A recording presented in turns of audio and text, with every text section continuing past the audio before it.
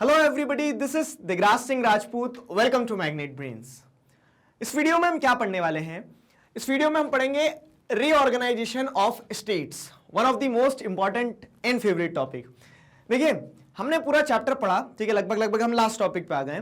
तो पूरे चैप्टर में आपने क्या देखा कि what were the challenges of nation building. जब हम हमारे राष्ट्र का निर्माण कर रहे थे तो उस समय पे हमारे सामने क्या चुनौतियां आई थी, ठीक है। तो हमने देखा कि partition was a challenge, somehow we overcome it, ठीक है। हमने कैसे ना कैसे करके क्या किया, पार्टीशन के जो दुख दर्द थे उन्हें उनसे ऊपर आने की कोशिश करी। फिर एक अगला चैलेंज ये था इंटीग्रेशन ऑफ प्रिंसली स्टेट्स, ठीक है। तो प्रिंसली स्टेट्स को इंटीग्रेट करना भी अपने आप में एक बड़ा चैलेंज था। जो इसमें स्ट्रैटेजी में क्या लिखना है आपको, देखो कुछ कुछ कीवर्ड्स याद रहना चाहिए हमें। कीवर्ड्स क्या रहते हैं, आंसर लिखने में और एक्सप्लेनेशन में बहुत आसान कर देते हैं चीजों को। तो यहाँ पे आप देखोगे कि परसुएशन कम प्रेशर, ठीक है। तो दोनों ही स्ट्रैटेजी का इस्तेमाल करते हुए सरदार वल्लभ भाई पटेल, ठीक है, उनके सेक्रेटरी वीपी मेनन और इंडियन गवर्नमेंट, ठीक है, सक्सेसफुली जो प्रिंसली स्टेट्स थी उन्हें इंटीग्रेट करवा पाई थी। तो दो चैलेंज, हमने दो सीढ़ियां चढ़ ली। अब जो तीसरा चैलेंज एक और हमारे सामने था, ठीक है, when it comes to the nation building, तो वो तीसरा चैलेंज क्या था, redrawing the internal boundaries of the Indian states. Context समझ में आया? मतलब आपने क्या कर दिया है कि कंट्री को बाहर से तो कंसोलिडेट कर लिया है। जो प्रिंसली स्टेट्स भागू भागू कर रहे थे कि हम दूसरे स्टेट में जाके मिलना चाह रहे हैं, ठीक है, या फिर जो प्रिंसली स्टेट्स इंडिपेंडेंट रहना चाह रहे थे, तो जो टेरिटोरियल यूनिटी इंटीग्रिटी की हम बात कर रहे थे वो तो आपने इंश्योर कर लिए। लेकिन अब जो आपने देश कंसोलिडेट किया है ना, उसका इंटरनल अरेंजमेंट जो है, ठीक है, वो कैसा होगा, वो भी एक चैलेंज था, ठीक है। अब आप बोल रहे हो सर इसमें क्या चैलेंज है, इंटरनल अरेंजमेंट तो अपने गवर्नमेंट का, देश गवर्नमेंट के लोग अपने हिसाब से हो जाता वो, ठीक है। हाँ, तो उसमें मतलब दिक्कत क्या है, ठीक है। लेकिन यहाँ पे आपको चीजों को समझना पड़ेगा। क्या समझना पड़ेगा वो समझाऊंगा मैं। उससे पहले एक इंपॉर्टेंट चीज पहले ये समझो, जो कॉम्पिटिटिव्स की प्रिपरेशन कर रहे हैं आप सभी स्टूडेंट्स, इस टॉपिक को बहुत अच्छे से पढ़ना, पेंसिल वेंसिल रखना। मैं कुछ फैक्ट्स भी बताते चलूंगा, क्योंकि आई हैव ऑब्जर्व्ड कि ये जो टॉपिक है ना, रीऑर्गेनाइजेशन ऑफ स्टेट्स, आप लोग भी जैसे कॉलेज एंट्रेंस एग्जाम भी देंगे ना क्लास 12 के स्टूडेंट्स, तो ये एक फेवरेट टॉपिक हो जाता है। इस पे से क्वेश्चन बन के आते हैं स्टेट्स के क्रिएशन पे। मतलब इसके बाद में जो टॉपिक पढ़ेंगे हम, फास्ट फॉरवर्ड वाला जो टॉपिक है वो, ठीक है, स्टेट्स का क्रिएशन, उसके बाद में उनका जो रीऑर्गेनाइजेशन हुआ, ठीक है, वो सारी चीजों पे क्वेश्चन बन के आता है मल्टीपल एग्जाम्स में, multiple times I have observed, ठीक। तो वो ध्यान रखना। तो समस्या वही है कि ये चैलेंज कैसे हो जाता है, ठीक है। एग्जाम में आपसे पूछा जा सकता है 1 मार्क्स में इस तरह से कि हाउ दी रीड्राइंग क्यों कह रहा हूं अभी समझ में आएगा, how the redrawing of internal boundaries of the Indian states, ठीक है, वाज अ चैलेंज। किस तरह से एक चैलेंज के रूप में था, तो ये चीज समझना। This was not just a matter of administrative division. इतने सीधी सी चीज नहीं थी बस कि स्टेट की बाउंड्री तो बनाना, कुछ भी बना दो, ठीक है। इतनी सीधी सी चीज नहीं थी। क्यों? क्योंकि the boundaries had to be drawn in a way so that the linguistic and cultural plurality of the country could be reflected without affecting the unity of the nation, ठीक है। Getting the idea? क्रक्स क्या है कि आपने देखा कि विविधताएं हैं हमारे देश में, लिंग्विस्टिक, कल्चरल, प्लुरैलिटी की अगर हम बात करें तो इन सारे सेंस में डाइवर्सिटी है, प्लूरल है हम, ठीक है। लेकिन हमें क्या इंश्योर करना था कि बाउंड्रीज इस तरह से बनाई जाए कि वो सारी लिंग्विस्टिक, कल्चरल प्लुरैलिटी को आप क्या करो, ऑब्जर्व करो, और उसी के साथ साथ में आप कंट्री की यूनिटी को भी इंश्योर कर पाओ, ठीक है। आप ये तय कर पाओ कि कंट्री यूनाइटेड रहे, लेकिन हर सेक्शन, हर लिंग्विस्टिक ग्रुप, हर कल्चरल ग्रुप को आप रिप्रेजेंटेशन दे पाओ, उनके एस्पिरेशंस को उनके स्टेटहुड में कन्वर्ट कर पाओ, एडमिनिस्ट्रेटिव डिवीजन इस तरह से हो। समझ में आया कैसे redrawing of the internal boundaries was a challenge, ठीक है। अब चलो आगे बढ़ते हैं। अब क्या होता है, देखो, क्या इंडियन गवर्नमेंट नहीं चाहती थी? अगर हम हिस्ट्री उठा के देखते हैं तो इनफैक्ट ये था कि जो कांग्रेस थी, जब हम इंडियन नेशनल मूवमेंट जब स्ट्रगल कर रहे थे इंडिपेंडेंस के लिए, तो उस टाइम पीरियड में जैसे अगर आप देखोगे तो कांग्रेस और कांग्रेस लीडर्स जो थे, उन सभी का ये पॉइंट ऑफ व्यू था कि कल को जब देश आजाद होगा ना, तो हम हमारे देश की बाउंड्रीज जो हैं वो हमारे लैंग्वेज के हिसाब से बनाएंगे, ठीक है, हम लैंग्वेज के हिसाब से बनाएंगे। तो इनफैक्ट क्या है, हमारे लीडर्स इंडिपेंडेंस से पहले ही इस पॉइंट पे रेडी हो चुके थे। अब आप बोलोगे सर फिर समस्या क्या है, वो चैलेंज थोड़ी होना चाहिए, वो तो अपॉर्चुनिटी है कि हमारे सारे लीडर्स पहले से तैयार थे। लेकिन चीजें अनफोल्ड ऐसे नहीं हो पाती है, चीजें बदल जाती है जब इंडिपेंडेंस मिलती है। कैसे, वो समझो। देखो, तो how the state boundaries were drawn during the colonial rule. अब कॉलोनियल रूल की अगर हम बात करें, जब ब्रिटिश पीरियड था, तो ब्रिटिश पीरियड में जैसे अगर आप देखोगे 1757 बैटल ऑफ प्लासी से जीतना चालू किया उन्होंने, ठीक है। तो बैटल ऑफ प्लासी से धीरे धीरे धीरे करते करते जीतते आए। डॉक्ट्रिन ऑफ लैप्स, पैरामाउंसी, ये वो दन तूफान, बहुत सारे उनके अलग अलग पॉलिसीज के चलते ब्रिटिश एम्पायर ने क्या किया, मतलब ब्रिटिश कंपनी जो थी, ठीक है, वो जो एक ट्रेडिंग कंपनी आई थी ईस्ट इंडिया कंपनी, उसने अपनी टेरिटरीज को एक्सपेंड किया, टेरिटरीज को एक्सपेंड किया, जहां जिधर से उनको हाथ में जो टेरिटरीज लगते चले गई उनको वैसे प्रोविंस और स्टेट बनाते चले गए। बंगाल जीता, बंगाल प्रोविंस बना दी। आया समझ में? तो अगर हम जैसे देखते हैं तो जो स्टेट बाउंड्रीज थी, ठीक है, कॉलोनियल रूल के टाइम पे कैसे डिवाइडेड थी, आइदर ऑन एडमिनिस्ट्रेटिव कन्वीनियंस, उनको लगा कि हाँ यहाँ पे एडमिनिस्ट्रेशन में आसानी रहेगी, बंगाल को पूरा मिला दो, तो उन्होंने बंगाल बना दिया, बंगाल बिहार सबको मिला के बंगाल प्रोविंस बना दिया, ठीक है। Simply considered with the territories annexed by the British government, British government ने जैसे टेरिटरीज जीतते चले गए, ठीक है। अब जैसे आप ये पॉइंट देखोगे, territories ruled by the princely powers, Punjab में जो रूलर्स थे वहां के, ठीक है, तो उनको हराया ब्रिटिशर्स ने और वो जो टेरिटरीज थी वो जीत के पंजाब प्रोविंस बना दिया उन्होंने। तो अगर हम बात करते हैं कि स्टेट बाउंड्रीज कॉलोनियल रूल के टाइम पीरियड में कैसे ड्रॉ की गई थी, तो अपनी अपनी ढपली, अपना अपना राग था वहां पे। तो मतलब जैसे जैसे ब्रिटिशर्स के पास टेरिटरी आती गई उन्होंने वैसे वैसे टेरिटरी बनाते चले गए, वैसे वैसे बाउंड्री बनाते चले गए। मतलब कोई कॉमन कह सकते हैं बेसिस नहीं था वहां पे। समझ में इतनी चीज ब्रिटिश टाइम पीरियड में, तो हिस्ट्री ये रही थी, ठीक है। Our national movement had rejected these divisions as artificial and has promised the linguistic principle as the basis of formation of states. किसने? नेशनल मूवमेंट ने। मतलब हमारे जो लीडर्स थे, हमारे लीडर्स ने इस तरह का जो ब्रिटिशर्स के टाइम पीरियड में अरेंजमेंट हुआ था, जो बाउंड्रीज को रीड्रॉ किया गया था, उस चीज को रिजेक्ट कर दिया हमारे लीडर्स ने। बोला कि ये तो सब आर्टिफिशियल है, ठीक है, हम लिंग्विस्टिक बेसिस पे क्या करेंगे, लिंग्विस्टिक प्रिंसिपल पे हम स्टेट की बाउंड्रीज को रीड्रॉ करेंगे। कब करेंगे? जब आजादी मिलेगी, ठीक है। तो हमारा नेशनल मूवमेंट लेकिन उस चीज के साथ में कंसोनेंस में था, ठीक। अब जैसे अगर आप देखोगे नागपुर कांग्रेस सेशन ऑफ 1920, तो उस कांग्रेस सेशन में बात भी उठाई जाती है कि देश आजाद होगा जब हम क्या करेंगे, लिंग्विस्टिक बेसिस पे क्या करेंगे, लिंग्विस्टिक बेसिस पे स्टेट्स को बनाएंगे। इनफैक्ट जैसे आप देखोगे तो कांग्रेस की जो वर्किंग कमिटीज बनती थी ना, तो वो वर्किंग कमिटीज भी जो ब्रिटिश एडमिनिस्ट्रेशन के हिसाब से उन्होंने अलग अलग प्रोविंसेस बना के रखी थी। तो ऐसा नहीं था कि बंगाल प्रोविंस की एक कांग्रेस कमेटी हो गई है, ठीक है। जो कांग्रेस काम करती थी अपना, तो कांग्रेस का काम करने का तरीका भी ऐसा था कि कांग्रेस क्या करती थी, लैंग्वेज के हिसाब से अपनी अलग अलग कमिटीज बना देती थी। बोलते थे कि हाँ ये क्या है, जैसे तेलुगु रीजन की कांग्रेस कमेटी हो गई है, ये देखेंगे तो नॉर्थ ईस्टर्न रीजन में कोई एक कांग्रेस कमेटी होगी जो वहां की एक लैंग्वेज बोलती थी। आया समझ में? जैसे अगर आपने देखा होगा ना, जो सिम ऑपरेटर होते हैं, तो आज भी मध्य प्रदेश छत्तीसगढ़ की एक ही सिम ऑपरेटर होता है। मतलब रीजन जो डिवाइडेड रहते हैं, तो मध्य प्रदेश छत्तीसगढ़ का एक ही रीजन है उनका। तो उस तरह से जो नेशनल मूवमेंट था, national movement was in favour of accepting the linguistic principle. इतनी चीज समझ में आ गई, ठीक है। तो एक बार समराइज कर दे, क्योंकि देखो टॉपिक में फ्लो बना रहना चाहिए। लिंग्विस्टिक बेसिस पे स्टेट्स को बनाने की जो डिमांड थी ना, वो डिमांड हमारे नेशनल मूवमेंट में लोगों ने बहुत पहले से एक्सेप्ट करके रखी थी। और जो पहले से कह सकते हैं अरेंजमेंट था, पहले से बॉर्डर्स को रीड्रॉ करके रखा था, वो ब्रिटिश टाइम पीरियड में क्या है, ब्रिटिश टाइम पीरियड में ब्रिटिशर्स ने अपने एडमिनिस्ट्रेटिव कन्वीनियंस के हिसाब से, या फिर वो जिस टेरिटरी को जैसे जीतते चले गए, जो प्रिंसली रूलर था उसको उसकी टेरिटरी का नाम दे दिया, उसको प्रोविंस बना दिया कि स्टेट बना दिया। तो उनका अरेंजमेंट जो था वो क्या था, प्रिंसिपल्ड नहीं था, किसी बेसिस पर बेस्ड नहीं था, वो सिर्फ बना दिए थे उन्होंने स्टेट। लेकिन हमारा इंडियन नेशनल मूवमेंट इस चीज के फेवर में नहीं था। इनफैक्ट वो बात करते थे कि जब आजादी मिलेगी तो हम लिंग्विस्टिक प्रिंसिपल पे क्या करेंगे, स्टेट्स बनाएंगे। समझ में यहां तक चीजें? चलो अब क्या होता है, so were we all ready to create states on linguistic basis. मतलब यहां तक की कहानी सुनने के बाद में ऐसा लगता है कि बस आजादी मिलेगी और हम लैंग्वेज के बेसिस पे स्टेट्स बना देंगे। लेकिन आपको यहां पे रुकना है थोड़ा सा, ठीक है। वेट, क्यों रुकना है? Things change after independence and partition. Partition के बाद में क्या है, चीजें बदल गई, ठीक है। जो नेशनल मूवमेंट की स्पिरिट थी ना कि आजादी मिलेगी तो लैंग्वेज के बेसिस पे स्टेट बनाएंगे, तो अब हमारे जो लीडर्स थे अब उस पर सोच रहे थे कि लैंग्वेज के बेसिस पे बनाया जाए स्टेट, नहीं बनाया जाए। समझना? अब क्या था, 1947 में जब आजादी मिली तो अब क्या था, तब हमारे पास दो तरह के स्टेट थे हमारे हाथ में। एक तो ब्रिटिश प्रोविंसेस थी, ठीक है, एक तो ब्रिटिश प्रोविंसेस थी, ये मतलब एक ब्रिटिश प्रोविंसेस थी और दूसरे प्रिंसली स्टेट्स थे। तो अभी तो क्या है, अभी तो स्टेट्स का कोई मतलब किस तरह से ड्रॉ किया जाए, रीड्रॉ किया जाए, उसका तो कोई लेने देना ही नहीं है। अभी हमारे पास दो टाइप के स्टेट्स थे और उन्हें कंसोलिडेट करना ही पहला चैलेंज था, जो हमने पढ़ा भी अभी प्रीवियस वीडियोज में, ठीक है। तो कैसे चीजें बदली इंडिपेंडेंस के बाद वो समझो। Our leaders felt that carving out of states on the basis of language might lead to disruption and disintegration.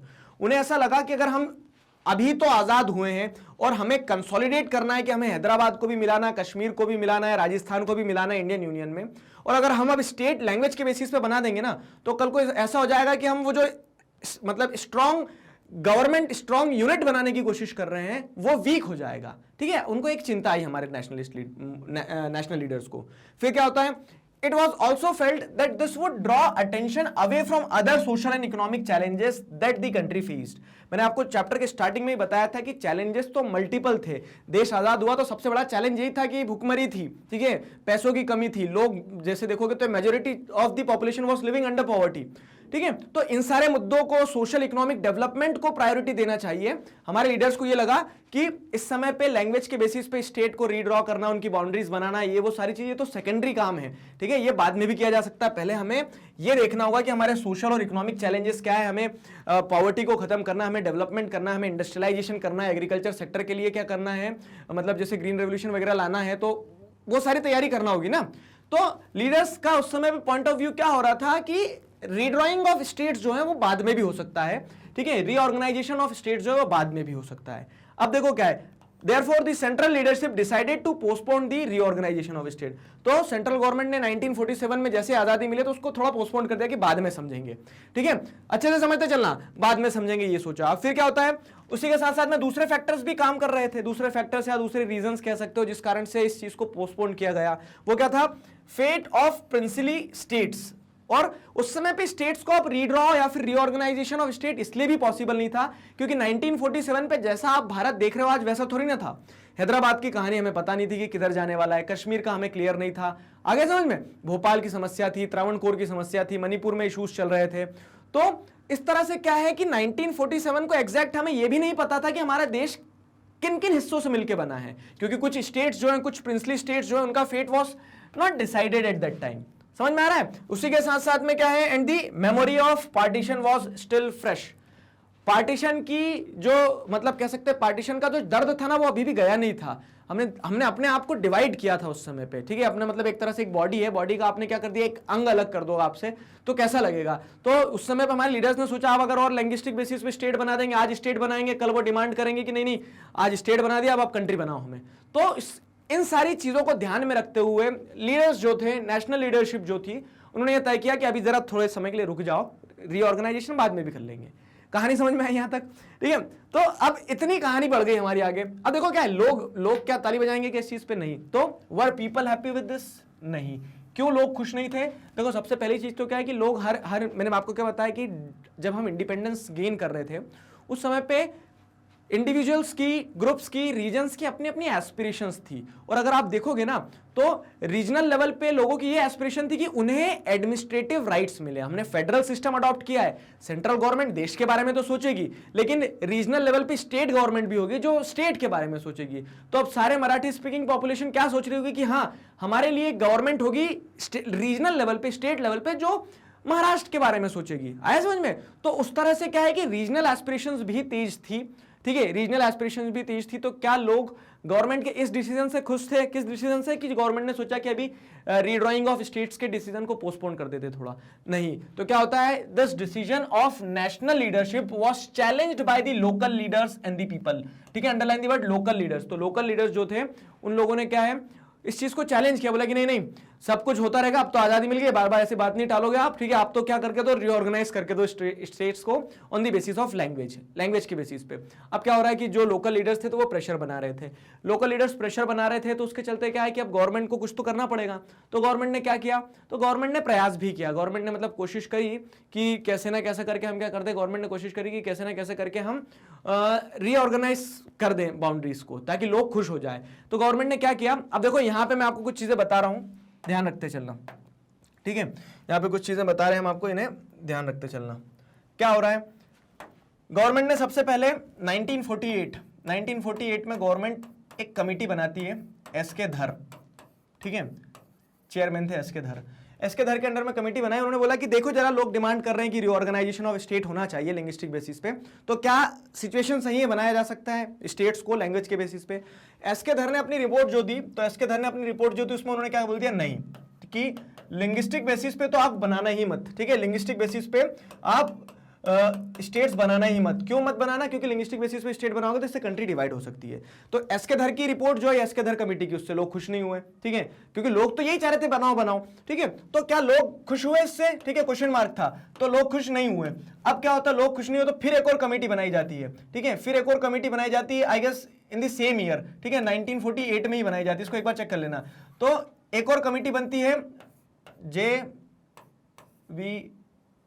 JVP बनती है शायद, JVP, जवाहरलाल नेहरू वल्लभ भाई पटेल और पट्टाभी सीतारमैया। ठीक है, पट्टाभी सीतारमैया जो थे तो आंध्र प्रदेश के एक लीडर थे, फाइन, नेशनल लीडर थे। तो इस तरह से एक जेवीपी कमेटी बनती है। फिर जेवीपी कमेटी की क्या रिपोर्ट आती है? जेवीपी कमेटी क्या बोलती है? नहीं भैया, ठीक है, लिंग्विस्टिक बेसिस पे तो नहीं बनेंगे स्टेट, लिंग्विस्टिक बेसिस पे नहीं बनेंगे। तो अब क्या होता है, तो ये सारे मतलब पूरी मशक्कत के बाद में गवर्नमेंट किस निर्णय पे आती? गवर्नमेंट इस निर्णय पे आती कि अपन तो क्या करते हैं, लैंग्वेज बनाएंगे किस बेसिस पे, एक 4 फोल्ड क्लासिफिकेशन कर देंगे, 1 2 3 4, ठीक है, 1 2 3 4, 4 फोल्ड क्लासिफिकेशन कर देंगे। तो जिसमें हम क्या करेंगे, 4 फोल्ड क्लासिफिकेशन जो रहेगा हमारा, ठीक है, तो states in part A, states in part B, ठीक है, states in part A, part B, part C और पार्ट डी, इस तरह से कर देंगे।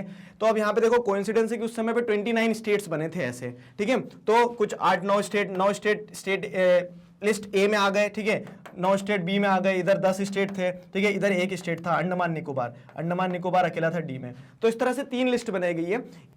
स्टेट लिस्ट ए जो थी ना, इसमें क्या कर दिया, इसमें जो सारे ब्रिटिश प्रोविंसेस थे, बड़े बड़े ब्रिटिश प्रोविंसेस जो डायरेक्ट ब्रिटिश रूल के अंडर में थे, जैसे कौन कौन से हो गए, जैसे अगर आप देखोगे Bombay province, Bengal province, Madras province, ठीक है, जो आपने येलो कलर में देखे थे ना, तो बड़े बड़े ब्रिटिश प्रोविंसेस सब किस में चले गए, स्टेट ए में चले गए।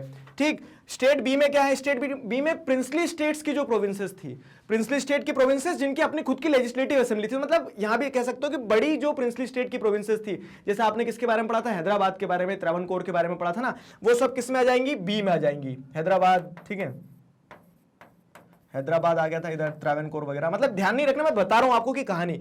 अगर आप जैसे आपसे कोई पूछ लेना कि स्टेट रीऑर्गेनाइजेशन कब स्टार्ट होगा, अभी आपको पता चलेगा कि 1956 में स्टेट रीऑर्गेनाइजेशन होता है। तो 1956 के पहले तक किस तरह से स्टेट थे कंट्री में, वो भी तो जानना जरूरी है, ठीक है। तो 1956 के पहले देखो, मैं आपको एक्स्ट्रा डिटेल इस टॉपिक में इसलिए बता रहा हूं क्योंकि आपको एक थीम कनेक्ट कर पाए, और जो कॉम्पिटिटिव्स वाले बच्चे अपनी प्रिपरेशन कर रहे हैं तो आपको थोड़ी सी एक एडवांटेज मिल जाएगी यहाँ पे, ठीक है। तो बियर विद दिस, थोड़ा सा समझ लो, इंटरेस्टिंग है ये भी कि 1956 में स्टेट रीऑर्गेनाइजेशन होगा एक्चुअली, उसके पहले क्या कंडीशन थी।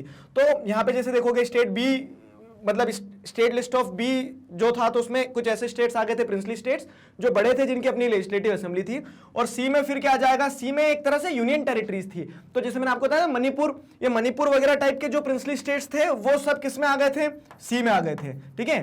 तो ये यूनियन टेरिटरी वाले थे अधिकतर, मणिपुर वगैरह जो थे, मणिपुर, त्रिपुरा, ये सब स्टेट लिस्ट सी में आ गए थे, और स्टेट लिस्ट डी में अंडमान निकोबार था। तो इस तरह का अरेंजमेंट होता है पूरा। अब इस अरेंजमेंट से क्या लोग खुश थे, बताओ? नहीं, इस अरेंजमेंट से भी लोग खुश नहीं थे। तो कमिटीज बनी, जैसे एस के धर कमेटी पहले बनी थी, फिर जेवीपी कमेटी देखते हो आप, ठीक है, जवाहरलाल नेहरू, वल्लभ भाई पटेल और पट्टाभी सीतारमैया की, ठीक है, लेकिन वो भी सक्सेसफुल नहीं हो पाती, वो रिजेक्ट कर देते, मतलब वो लिंग्विस्टिक बेसिस पे स्टेट्स को बनाना, स्टेट्स का बनना बिल्कुल स्वीकार नहीं कर रहे थे। तो उस कारण से क्या होता है, फिर गवर्नमेंट ये 4 फोल्ड क्लासिफिकेशन ऑफ स्टेट्स का क्राइटेरिया लेके आती है, और उस तरह से स्टेट्स बनाए जाते हैं, ठीक है, उस तरह से स्टेट्स बनाए जाते हैं। अब क्या होता है देखो, अब आगे क्या होगी कहानी, ठीक है।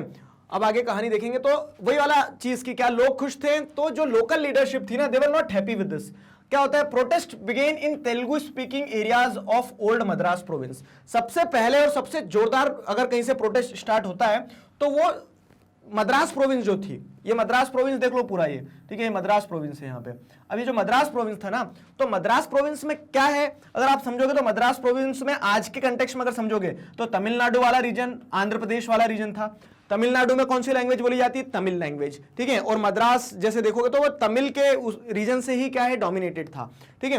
तो जो तेलुगु स्पीकिंग पॉपुलेशन है आंध्र प्रदेश वाली, वो इस चीज से खुश नहीं थी। तो सबसे पहले जैसे अगर आप देखोगे जो 4 फोल्ड क्लासिफिकेशन इंडियन गवर्नमेंट ने लेके आई ना, उसके अगेंस्ट में प्रोटेस्ट करना स्टार्ट कहां होता है, उसके अगेंस्ट में प्रोटेस्ट करना स्टार्ट लोग यहीं पे करते हैं। तेलुगु स्पीकिंग जो पॉपुलेशन है, तेलुगु स्पीकिंग लीडर्स जो है, तो वो आवाज उठाते हैं। किस चीज के लिए आवाज उठाते हैं, वो डिमांड करते हैं विशाल आंध्र मूवमेंट की, ठीक है। विशाल आंध्र मूवमेंट मतलब सेपरेट आंध्र की बात करते हैं वो, कि तेलुगु स्पीकिंग पीपल के लिए एक सेपरेट आंध्र होना चाहिए, विशाल आंध्र होना चाहिए, ठीक है। तो आंध्र प्रदेश जो स्टेट तेलंगाना से डिवीजन होने से पहले आपने देखा था ना, इनफैक्ट आप देखोगे तो वहां तो कंटिन्यूसली डिमांड आज भी खत्म नहीं हुई है, आंध्र प्रदेश में से तेलंगाना निकला और अभी भी डिमांड चल रही है, ठीक है। तो इस तरह से क्या है कि जो तेलुगु स्पीकिंग पीपल थे, तो they demanded separation from the old Madras province. वो चाह रहे थे कि मद्रास प्रोविंस से हटा के एक विशाल आंध्र आंध्र प्रदेश बना के दिया जाए, ठीक है।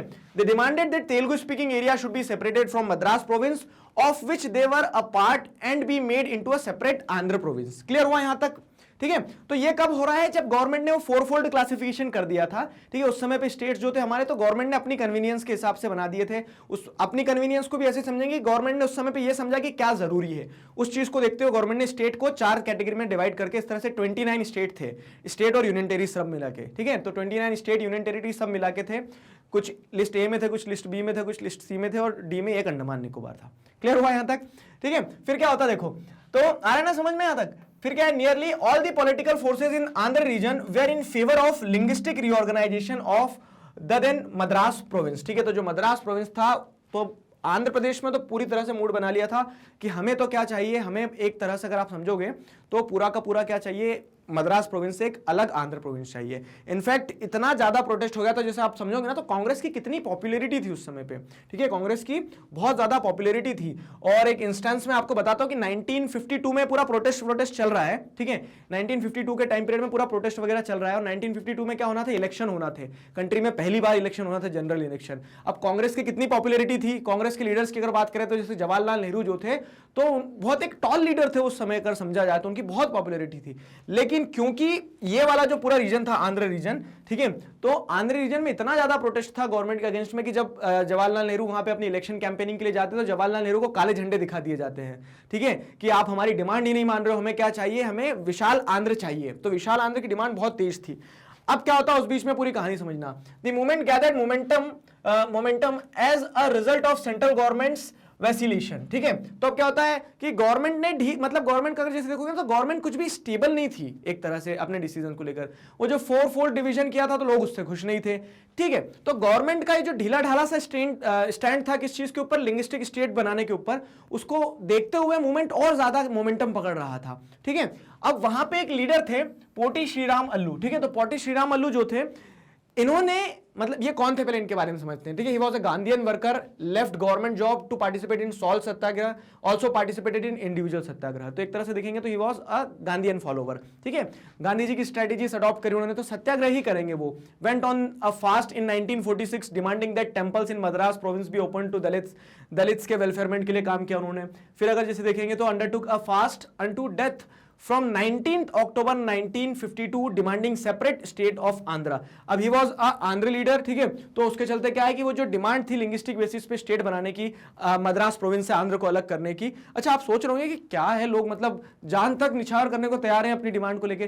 कारण था, लोगों को ऐसा लगता था क्या कि अननेसेसरली आप जब उन्हें एक यूनियन में बांध के रखने की कोशिश कर रहे हो, एक यूनियन मतलब एक प्रोविंस में, ठीक है। और अब क्योंकि फेडरल स्ट्रक्चर था तो आप लोगों की कह सकते हैं जो रीजनल डिमांड्स है ना, उन्हें आपको क्या करना पड़ेगा, अकोमोडेट करना पड़ेगा। लेकिन गवर्नमेंट के अपने रीजंस थे, गवर्नमेंट सोच रही थी कि वो प्रायोरिटी नहीं होना चाहिए, लेकिन लोग जो थे तो अपनी डिमांड पे डटे हुए थे। तो अब ऐसा भी नहीं कि डंडा लेके पहुंच गए गवर्नमेंट के पीछे। यहाँ पे जैसे देखोगे तो उन्होंने बोल दिया कि मैं भूख हड़ताल पे बैठूंगा और जब तक मतलब मेरी डिमांड नहीं मानी जाएगी मैं खाना नहीं खाऊंगा, ठीक है। फास्ट अनटू डेथ उस चीज पे, उस भूख हड़ताल पे बैठ जाते 1952 में। Unfortunately he died during the fast on 15 दिसंबर। तो जैसे अगर आप देखोगे तो ये जो पोटी श्रीराम अल्लू थे, ठीक है, Congress leader and veteran Gandhi, went on an indefinite fast that led to his death after 56 days. 56 day तक इन्होंने कह सकते हैं हंगर स्ट्राइक रखी, और उसके बाद में क्या होता है, उनकी डेथ हो जाती है। अब यहां से स्थिति बिगड़ती है।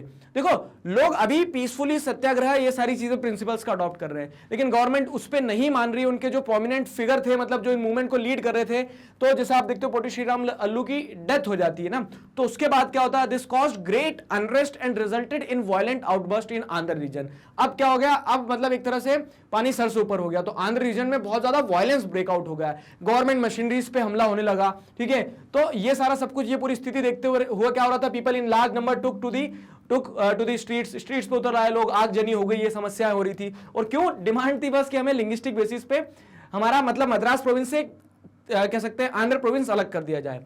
Many were injured और lost their lives in police firing. अब गवर्नमेंट को भी क्या करना पड़ेगा, लॉ एंड ऑर्डर मेंटेन करना पड़ेगा, गोलियां चल रही है, कुछ लोगों की जाने जा रही है, तो वायलेंस इरप्ट हो गया पूरी तरह से स्ट्रीट पे, ठीक है। तो in Madras several legislators resigned their seats in protest. तो मद्रास प्रोविंस के जो मतलब जो तेलुगु स्पीकिंग रीजन थे वहां के लोगों ने क्या कर दिया, मतलब बहुत सारे लेजिस्लेचर्स जो थे तो उन्होंने अपनी सीट से रिजाइन कर दिया, बोल दिया कि हमें रहना ही नहीं है इसी गवर्नमेंट में जो गवर्नमेंट हमारी डिमांड्स को नहीं समझ रही है। तो अब ये पूरी स्थिति मतलब स्थिति की नाजुकता को समझते हुए, ठीक है, तो understanding the situation finally the prime minister कौन थे उस समय पे, जवाहरलाल नेहरू। तो prime minister announced the formation of a separate Andhra state in December 1952। दिसंबर 1952 में यह तय करा प्राइम मिनिस्टर ने, क्या दिसंबर 1952 में तय किया कि एक आंध्र प्रदेश बना दिया जाएगा। किस बेसिस पे बनाया जाएगा, और लैंग्वेज के बेसिस पे। अच्छा एक पॉइंट ध्यान रखना, दिसंबर 1952 पे अनाउंस करा था उन्होंने, ठीक है, और जो आप देखोगे तो सितंबर अक्टूबर आते आते 1953 का तब स्टेट बनता है, ठीक है। इसको स्टेटहुड आंध्र प्रदेश को 1953 में दिया जाता है। तो पहला स्टेट जो लैंग्वेज के बेसिस पे बनाया गया था 1953 में आंध्र प्रदेश बनाया गया था, ये ध्यान रखना 1953 में। अभी मुस्कुराओ नहीं, लिखते भी चलो, ठीक है, कहीं ना कहीं, ताकि आपको क्या रहे, खास करके जो कॉम्पिटिटिव्स की प्रिपरेशन कर रहे हैं, कि आपको कनेक्टिविटी बनी रहे चीजों की, कुछ फैक्ट्स आपके पास इकट्ठे हो जाए। पहला स्टेट लैंग्वेज के बेसिस पे आंध्र प्रदेश बना था, उसका पूरा बैकग्राउंड समझ में आया अच्छे से। अब पूरा बैकग्राउंड समझने के बाद में हम जैसे देखेंगे, देखो पोटी श्री राम अल्लू की जो है डेथ हो जाती है हंगर स्ट्राइक पे, फाइन। फिर अब क्या होता है, अब समझना इस चीज को अच्छे से, गवर्नमेंट ने क्या कर दिया यहाँ पे, जैसे रहता ना 8-10 बच्चे हैं फैमिली में, 8-10 तो बहुत हो गए, मतलब कजिन वजिन सब मिला के। अब एक की जिद थी कि मुझे तो यही वाली चॉकलेट चाहिए, ठीक है, आप किसी को नहीं दिला रहे थे, लेकिन उसने जिद ज्यादा करी और रोने वोने लगा, कपड़े वपड़े फाड़ दिए, तो आपने बोला ले तू ले ले चॉकलेट। अब क्या होगा कि दूसरे जो है ना, तो दूसरे वो जो है वो क्या हो जाएंगे, उन्हें एक फ्री हैंड मिल जाएगा कि इसको मिल सकती है, तो हम भी अब क्या करेंगे, हम भी जिद करेंगे और ज्यादा हम भी कपड़े फाड़ देंगे, तो हमें भी क्या मिलेंगी, चॉकलेट्स मिल जाएंगी। तो उसी तरह से यहाँ पे ये होता है, स्ट्रगल फॉर सर्वाइवल। जैसे आप देखोगे ना, तो जुलाई 1953 में कार्टून बनाया गया था, ठीक है, शंकरन के द्वारा। कार्टूनिस्ट जो होते थे ना, उनका काम भी बहुत प्यारा है, ठीक है। और आप ह्यूमैनिटीज के स्टूडेंट्स हो तो लोग अधिकतर ये रहते हैं कि सर स्कोप क्या है हमारे पास, स्कोप बहुत है, ठीक है, आप में पोटेंशियल है तो बहुत स्कोप है, कार्टूनिस्ट वगैरह भी बन सकते हो आप, ठीक है, आपका नाम बढ़िया लिखा रहेगा और अच्छे न्यूज़पेपर्स में कार्टून जाएंगे। खैर समझो, तो एक बार क्या होता है, जैसे ही स्टेट ने मतलब सेंट्रल गवर्नमेंट ने आंध्र प्रदेश की डिमांड मानी ना, तो फिर क्या होता है, जैसे आप देखोगे विशाल आंध्र, महा गुजरात, फिर उसके बाद में देखोगे तो अलग अलग महाराष्ट्र, संयुक्त कर्नाटक, अलग अलग डिमांड्स उठने लगी, ठीक है। जो दूसरे रीजन्स थे जो थोड़ा नरम से थे, उन्होंने बोला कि नहीं अब तो हम भी स्टेटहुड लेंगे, और वो भी on the basis of language, ठीक है। तो इस तरह से अब क्या है, वो मूवमेंट तेज हो जाती है। कार्टून समझ में आ रहा है ना, ये कार्टून किस कंटेक्स्ट को दर्शाता है, ये दर्शाता है कि when central government approved the linguistic creation of Andhra Pradesh, eight that time the demand from other states, ठीक है, अदर रीजन्स आल्सो स्ट्रेंथन, ठीक है। तो दूसरे रीजन्स जो है वहां से भी डिमांड जो है लिंग्विस्टिक स्टेट की तेज हो गई। समझ में आया। तो the formation of Andhra spurred the struggle for, मतलब प्रेरित कर दिया, ठीक है। तो जैसे आंध्र प्रदेश का फॉर्मेशन हुआ, उससे दूसरे स्टेट्स भी प्रेरित हुए, struggle for making of other states on linguistic line in the other parts of country, ठीक है। तो अब क्या हो गया कि अब ढोल नगाड़े के साथ दूसरे स्टेट के लोग भी उतर आए कि अब हमें भी लैंग्वेज के बेसिस पे स्टेट बनवाना है हमारा, ठीक है। तो देयरफॉर दी सेंट्रल, अब सेंट्रल गवर्नमेंट ने सोचा कि अब किस किस को आप इस तरह से मतलब रोक के रखोगे। सेंट्रल गवर्नमेंट ने बोला कि बनाई दो, ठीक है, सेंट्रल गवर्नमेंट ने भी क्या बोला, बना दो। तो the central government appointed a state reorganisation commission in 1953, ठीक है, ध्यान रखना। तो 1953 में आंध्र प्रदेश के लिंग्विस्टिक बेसिस पे बनने के बाद में क्या होता है, आंध्र प्रदेश के लिंग्विस्टिक बेसिस के बनने के बाद में एक और स्टेट रीऑर्गेनाइजेशन कमीशन को अपॉइंट किया जाता है। अब ये स्टेट रीऑर्गेनाइजेशन कमीशन की कहानी अगर हम समझते हैं, ठीक है, ये क्यों अपॉइंट किया गया था, ये समझ में आ गया ना। To look into the question of redrawing the boundaries of state, जो दूसरे स्टेट्स भी डिमांड कर रहे थे, तो उनकी डिमांड को मतलब उनकी डिमांड्स को एड्रेस करने के लिए। तो ये जो कमीशन अपॉइंट हुआ था, इस कमीशन का नाम था फजल अली, ठीक है, फजल अली कमीशन। ध्यान रखना, ये फजल अली कमीशन जो अपॉइंट हुआ था, तो फजल अली कमीशन 1953 में अपॉइंट हुआ था। 3 मेंबर का एक कमीशन था ये, पानीकर थे, ऐसे एच.एम. हुंजरू थे, ठीक है। तो ध्यान रखना 3 मेंबर का एक क्या था, ये कमीशन बनाया गया, फजल अली कमीशन। तो फजल अली कमीशन जो था, इसने क्या किया, 1953 में अपॉइंट किया गया, 2-3 साल लिए, बढ़िया 2-3 सालों में क्या है, सब अच्छी तरह से रिसर्च किया, स्टडी किया कि जो रीऑर्गेनाइजेशन है स्टेट्स का ये कैसे होना चाहिए। देखो अभी तक स्टेट्स किस बेसिस पे बने हुए हैं, वो जो 1 to ABCD वाला 4 फोल्ड क्लासिफिकेशन है वो, ठीक है। तो फजल अली कमीशन बनता है, फजल अली कमीशन को ये टास्क दिया जाता है to look into the question of redrawing the boundaries of state. अब क्या होता है कि आउटकम क्या निकल के आता है, तो जो कमीशन था, the commission in its report accepted that the boundaries of the state should be reflected, the boundaries of the state should reflect the boundaries of different languages। आखिरकार जो पुराने दो कमीशन थे, ठीक है, जिन्होंने लैंग्वेज के बेसिस पे एक्सेप्ट करने से मना बोल दिया था, कौन कौन से, एसके धर कमीशन था एक, ठीक है, एक जेवीपी कमीशन था, तो उन स्टेट्स के बाद में देखोगे फजल अली कमीशन जो आया था, फजल अली कमीशन ने ये एक्सेप्ट कर लिया, मान लिया बात, ठीक है, अपनी रिपोर्ट जब वो पास करेगा 1956 में, तो उसमें उन्होंने ये एक्सेप्ट कर लिया क्या कि हाँ, जो आप रीड्रॉ करोगे, रीऑर्गेनाइज करोगे स्टेट्स को, तो उसमें आप रिफ्लेक्ट कर सकते हो किस चीज को, लैंग्वेज को, कि हाँ इस लैंग्वेज स्पीकिंग ग्रुप को हमने एक ही रीजन दे दिया। अब यहां पे जैसे आप और डिटेल में जाओगे तो आपको समझ में आएगा, वो ऐसा बोलते हैं कि सिर्फ लैंग्वेज मत रखना बेसिस, ऐसा भी हो सकता है कि आप दो लैंग्वेज स्पीकिंग ग्रुप को क्या कर दो, एक साथ जोड़ दो। तो वो हमने एक्सपेरिमेंट किया भी था, ठीक है, कहां एक्सपेरिमेंट किया था, जैसे गुजरात और महाराष्ट्र, मतलब मराठी और गुजराती को हमने एक साथ जोड़ के बॉम्बे प्रोविंस बनाया था, ठीक है।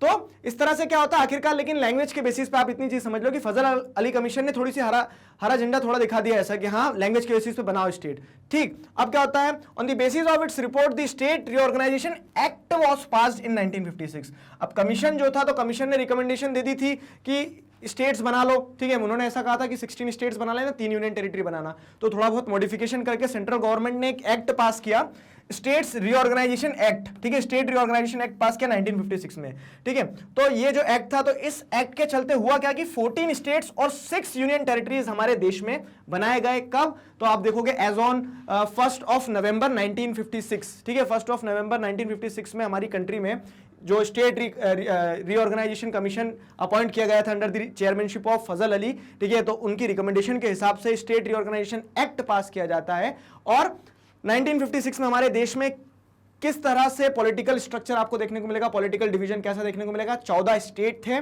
और 6 यूनियन टेरिटरीज थी, ठीक है, 14 स्टेट्स थे और 6 यूनियन टेरिटरीज थी। यहां तक कहानी समझ आई नहीं आई, अब ये बताओ जरा, मन में अपने आप से पूछो कि हाँ सर यहां तक एकदम सब क्रिस्टल क्लियर है। हम फिर क्या करेंगे, आपको जैसे स्टेट रीऑर्गेनाइजेशन कमीशन ने अपनी रिपोर्ट 95 में सबमिट करी थी, ठीक है, 96 में फिर एक्ट पास होता है, ये सारा सब कुछ हो गया। 1956 में अगर जैसे आप देखोगे तो 1956 में इस तरह से डिवीजन था। अब जैसे आप देखोगे ना, तो ये स्टेट दिख रहा है आपको, ये बॉम्बे स्टेट था पूरा, ये बॉम्बे गुजरात वगैरह सब मिल गया था उसमें, समझ में आ रही है। फिर अब क्या है, जैसे मध्य प्रदेश देखोगे तो ये मध्य प्रदेश वाला स्टेट था जिसमें छत्तीसगढ़ वगैरह सब मिला हुआ था। क्लियर हुआ।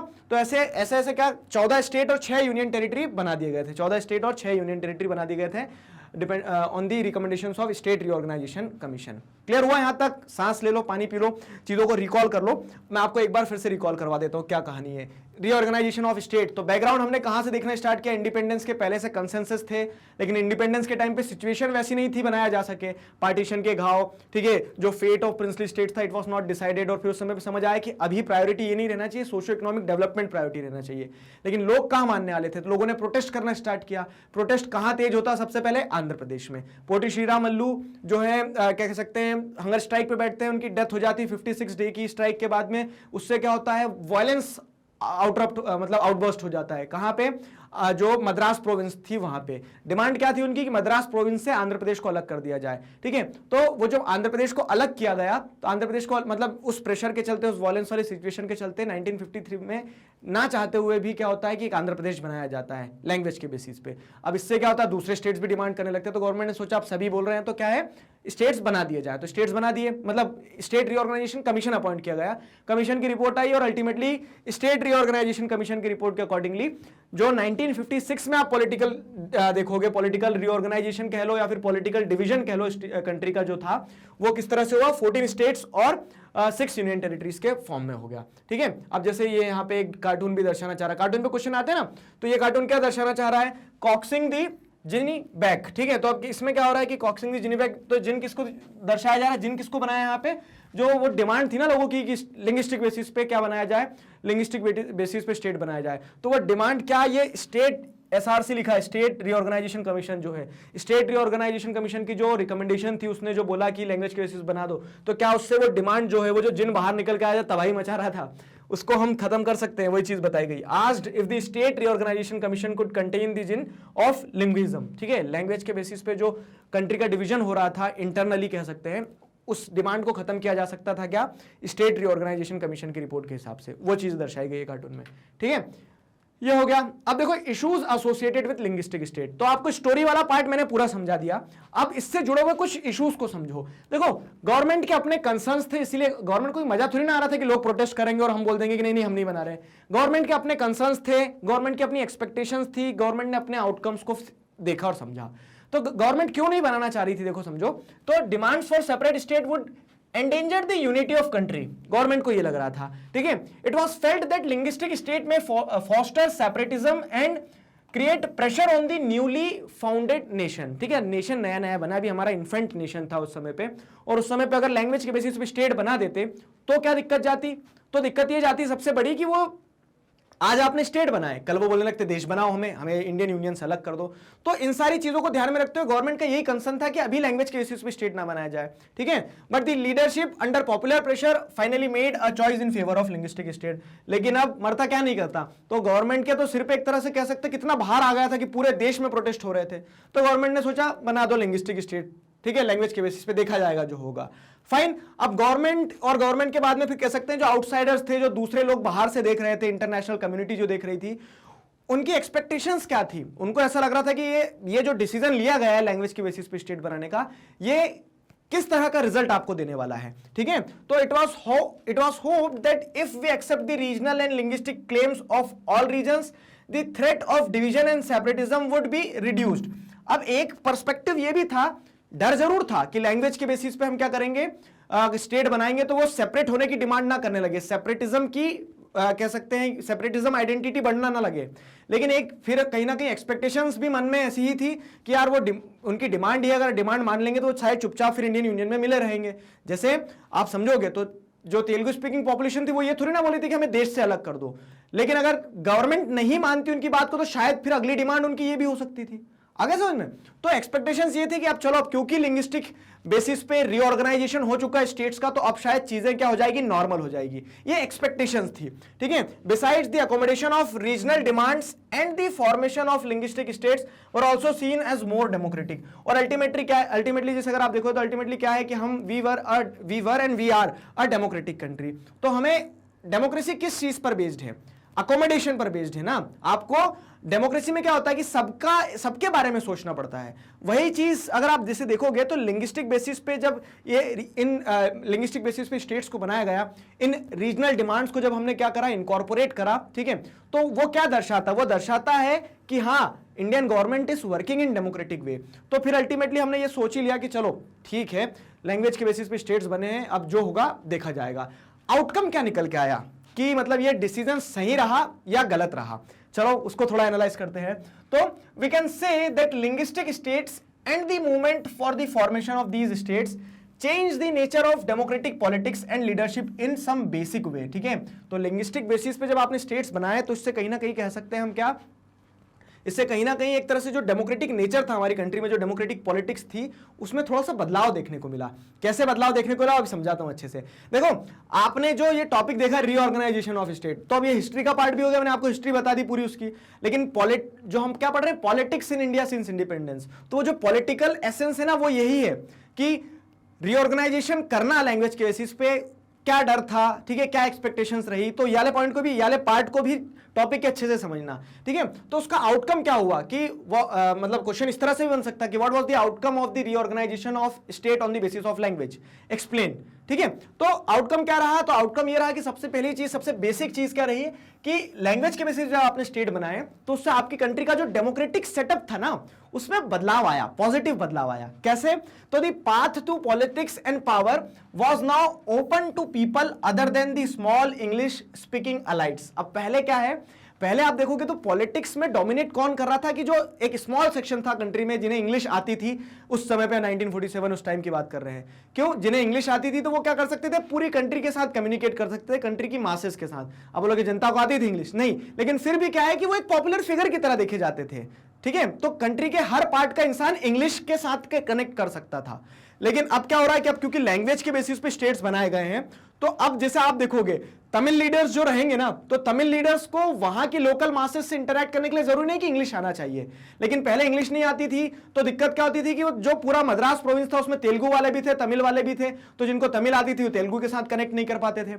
आगे ना समझ में? तो अब कुल मिला के जो फायदा हो रहा था कि जब आपने लैंग्वेज के बेसिस पे स्टेट बनाए तो उससे फायदा यही हो रहा था कि the path to politics and power was now open to people other than the small English speaking elites. मतलब रीजनल लेवल पे जब आपने पॉलिटिकल स्ट्रक्चर रीजनल लेवल पे बनाया तो रीजनल लैंग्वेज जानने वाले लोगों को भी मौका था कि वो पॉलिटिक्स में एक्टिवली जा सके। और ये देखने को मिला कि साउथ इंडिया की पॉलिटिक्स में जैसे देखोगे तो रीजनल पार्टीज फ्लरिश होती है, आगे इसी बुक में आप पढ़ोगे। और ठीक है, फिर क्या है, linguistic reorganisation also gave some uniform basis to the drawing of state boundaries. जैसे कि आपने देखा नेशनल मूवमेंट क्या बोलता था, हमारा नेशनल मूवमेंट की अगर आप आइडियाज को समझोगे तो वो क्या कह रहे थे कि ब्रिटिशर्स ने जो स्टेट डिवाइड करे ना वो कोई बेसिस ही नहीं था, रैशनल नहीं था बिल्कुल भी वो। ठीक है, वो क्या था, एक तरह से आप देखोगे तो बिल्कुल भी रैशनल क्राइटेरिया पे उन्होंने स्टेट्स को नहीं डिमार्केट किया था, उन्होंने तो जैसे जीतते गए वैसे बनाते चले गए, स्टार्टिंग में जो बताया था। लेकिन जब आप लैंग्वेज के बेसिस पे क्या कर रहे थे, स्टेट्स को बना रहे थे, तो आपको एक यूनिफॉर्म बेसिस मिल गया था कि हाँ इस लैंग्वेज के रीजन को हम एक स्टेट बना देते हैं, इस लैंग्वेज के रीजन को हम एक स्टेट बना देते हैं। एक चीज मैं आपको और बता देता हूं जो आपकी बुक में नहीं, आपको ध्यान रखना है कि फजल अली कमीशन की रिपोर्ट के हिसाब से ऐसा उन्होंने बिल्कुल नहीं बोला था कि एक लैंग्वेज मतलब एक ही स्टेट बनाओ। ठीक है, ये उन्होंने नहीं बोला था। तो हमने देखा कि मद्रास जो बॉम्बे प्रोविंस थी, तो बॉम्बे प्रोविंस में 2 लैंग्वेज स्पीकिंग वाले ग्रुप को एक साथ ज्वाइन कर दिया था। ठीक है, तो हमारी कंट्री में बहुत सारे पार्ट्स, जैसे आप पंजाब प्रोविंस को समझोगे, पंजाब स्टेट जो बना था उस समय पे, तो पंजाब के अंदर Punjabi speaking, Haryanvi speaking population, Hindi speaking population, ये सारी पॉपुलेशन को जोड़ के बनाया था। ठीक है, वो क्राइटेरिया था। तो मतलब एक लैंग्वेज एक स्टेट नहीं था, लेकिन लैंग्वेज के बेसिस पे एक स्टेट मतलब 2 लैंग्वेज स्पीकिंग ग्रुप को एक रीजन दे दिया था। ये सारी चीजें हुई थी।